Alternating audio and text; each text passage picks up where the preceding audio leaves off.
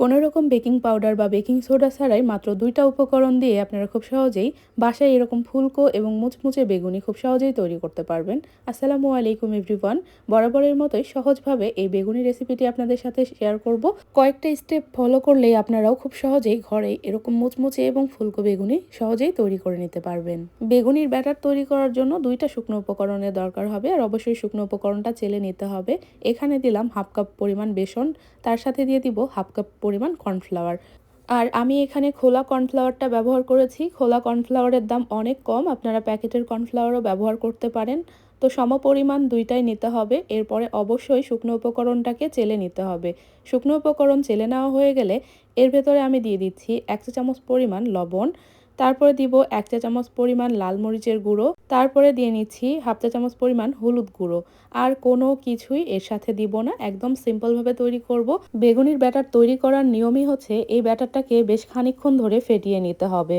দোকানে যারা বেগুনি সেল করে তারা করে কি, অনেকক্ষণ যাবত এই ব্যাটারটাকে ফেটিয়ে নেয় যতক্ষণ না হালকা এবং ফ্লাপি হয়ে যায়। ঠিক তেমনটাই আমি করছি। এখানে অল্প একটু পানি দিয়ে প্রথমে বেশ খানিকক্ষণ ধরে ফেটিয়ে নিব, 4 থেকে 5 মিনিট মতো। আমি কিন্তু প্রথমে খুবই কম পানি দিয়েছি, আর ব্যাটারটা অনেক ঘন ছিল।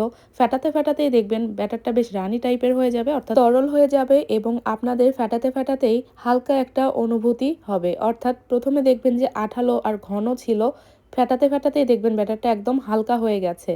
তখন আপনাদেরকে যতটুকু পানি লাগবে ঠিক ততটুকু পানি দিয়ে ফাইনাল যে ব্যাটারটা হয় সেটা বানিয়ে নিতে হবে। প্রথমেই বারে বারে পানি দিতে যাবেন না, এতে করে বেসনের যে জড়তা থাকে সেটা কাটে না, যার ফলে বেগুনিটা ফুলতে চায় না। তো আমার ব্যাটারটা অনেকক্ষণ যাবত ফেটিয়ে নেওয়ার পর অনেকটাই ফ্লাপি হয়ে এসেছে। এই পর্যায়ে আরও অল্প একটু পানি দিয়ে আমি ফাইনাল ব্যাটারটা তৈরি করে নিচ্ছি। তো এই পানিটা দেওয়ার পরেও বেশ খানিকক্ষণ ফেটিয়ে নেওয়ার পর আমাদের ব্যাটারটা রেডি হয়ে যাবে। কিভাবে বুঝবেন যে রেডি হয়ে গেছে সেটা আমি আপনাদেরকে দেখিয়ে দিচ্ছি। তো আমি বেকিং পাউডার বা সোডা দিয়েও অনেকবার বেগুনি তৈরি করে দেখেছি, কিন্তু তেলটা অতিরিক্ত টানে, সেটা খেতে ভালো লাগে না। একেবারে বাদ দিয়ে তখন এই প্রসেসটা ফলো করে বেগুনি তৈরি করি।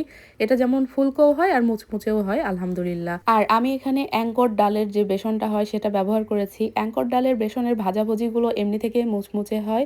আর দেখুন ব্যাটারের ঘনত্ব কেমন হয়েছে। এখন আমি দেখিয়ে দিচ্ছি। একটা কাপে পানি নিয়েছি, পানির মাঝে আমি অল্প একটু ব্যাটার ছেড়ে দিয়ে দেখব। যদি দেখেন ব্যাটারটা এক জায়গায় স্থিরভাবে আছে, অর্থাৎ ভেসে আছে পানির উপরে, তাহলে বুঝে নিতে হবে যে ব্যাটারটা একদম ফেটিয়ে নেওয়া কমপ্লিট, আর ফেটাতে হবে না। আর যদি দেখেন যে পানিতে দেওয়ার সঙ্গে সঙ্গে এটা মিলিয়ে যাচ্ছে পানির সাথে, তাহলে বুঝে নিতে হবে আরও ফেটিয়ে নিতে হবে। তো আমি ব্যাটারটা একদিকে ঢেকে রেখে দিলাম, আর এদিকে বেগুনি তৈরির জন্য এই যে বেগুনটা দেখছেন এটা কেটে নিলাম অফ স্ক্রিনে। আরেকটা টিপস, সেটা হচ্ছে বেগুনটা কাটার আগেই ভালো করে ধুয়ে নেবেন। কাটার পর ধুতে যাবেন না, এতে করে বেগুনের ভিতর অতিরিক্ত পানি ঢুকে যায় আর বেগুন থেকে অনেক বেশি পানি ছাড়ে। তো বেগুনটাকে অল্প একটু লবণ দিয়ে আমি মাখিয়ে নিচ্ছি। এই পর্যায়ে হলুদ মরিচ দিয়েও মাখিয়ে নিতে পারেন। লবণ দিয়ে মাখিয়ে নিয়ে রাখা যাবে না, তাহলে পানি ছেড়ে দিবে। লবণ দিয়ে মাখিয়ে আমাদেরকে ইনস্ট্যান্ট এটাকে ভেজে নিতে হবে। এখন বেগুনিগুলোকে ভেজে নেওয়ার পালা। একটা একটা করে বেসনের গোলায় ডুবাতে হবে আর ভেজে নিতে হবে। ভাজার সময় অবশ্যই আপনাদেরকে পর্যাপ্ত পরিমাণে তেল নিতে হবে, অর্থাৎ ডুবো তেলে ভাজতে হবে। আর ভাজার সময় চেষ্টা করবেন একটু ডিপ সাইজের কড়াইগুলো ব্যবহার করতে। এতে করে দেখা যায় যে তেলও কম লাগে, আবার বেগুনগুলো খুব সুন্দর মতো ফোলে। শুধু বেগুনই না, যে কোনো চপ ভাজার সময় ডিপ সাইজের কড়াই ব্যবহার করলে সেটা সুন্দর মতো ফোলে। আর বেগুনি ভাজার সময় তেলটাকে পর্যাপ্ত পরিমাণেই কিন্তু গরম করে নিতে হবে। ঠান্ডা তেলে বেগুন ছাড়লে কখনোই ফুলবে না, তেলটা গরম থাকবে। এই অবস্থাতেই আপনাদেরকে বেগুনগুলো ছাড়তে হবে। আর মাশাআল্লাহ দেখুন বেগুনগুলো ছাড়ার পরেই কত সুন্দর ফুলে উঠেছে। তেলে ছাড়ার পর মিডিয়াম আছে এপিট ওপিট উল্টিয়ে পাল্টিয়ে দিয়ে আমি ভেজে নেব। খুব লো আছে কিন্তু ভাজা যাবে না, এতে করে বেগুনের ভেতরে তেল টেনে নেয়। তো যাই হোক, আমার এখানে বেগুনিগুলো ভেজে নেওয়া হয়ে গেছে। এখন আমি তেল ঝরিয়ে উঠিয়ে নিচ্ছি। তো এভাবে আমি সবগুলো বেগুনি ভেজে নিয়েছি। বেগুনির ফাইনাল আউটলুক দেখেন, মাশাআল্লাহ প্রতিটা বেগুনি খুব সুন্দরভাবে ফুলেছে।